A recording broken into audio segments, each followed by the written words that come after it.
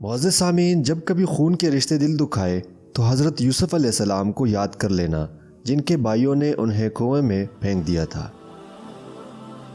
جب کبھی لگے تمہارے والدین تمہارا ساتھ نہیں دے رہے تو ایک بار حضرت ابراہیم علیہ السلام کو ضرور یاد کر لینا، جن کے بابا نے ان کا ساتھ نہیں دیا بلکہ ان کو آگ میں پھینکوانے والوں کا ساتھ دیا۔ جب کبھی لگے کہ تمہارا جسم بیماری کی وجہ سے درد میں مبتلا ہے تو ہائے کرنے سے پہلے صرف ایک بار حضرت ایوب علیہ السلام کو یاد کرنا، جو تم سے زیادہ بیمار تھے۔ اور جب کبھی کسی مصیبت یا پریشانی میں مبتلا ہو تو شکوہ کرنے سے پہلے حضرت یونس علیہ السلام کو ضرور یاد کر لینا، جو مچھلی کے پیٹ میں رہے اور ان کی پریشانی تمہارے پریشانیوں سے زیادہ بڑی تھی۔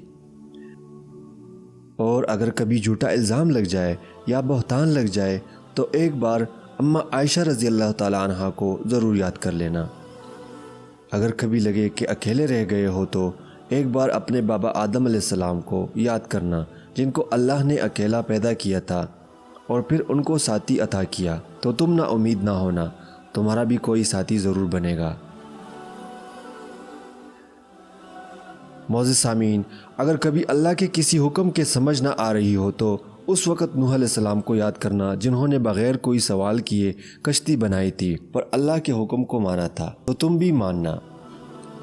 اور اگر کبھی تمہارے اپنے ہی رشتہ دار اور دوست تمہارا تمسخر اڑائے تو نبیوں کے سردار محمد صلی اللہ علیہ وآلہ وسلم کو یاد کر لینا۔ معزز سامعین، تمام نبیوں کو اللہ نے آزمائش میں ڈالا کہ ہم ان کی زندگیوں سے صبر و استقامت، ہمت و تقوی اور ڈٹے رہنے کا سبق حاصل کریں۔ اپنے نبیوں کی زندگیوں کو اپنا رول ماڈل بنائیں، انہیں اپنا آئیڈیل بنائیں۔ اللہ پاک ہمیں ان باتوں پر عمل کرنے کی توفیق عطا فرمائے، آمین۔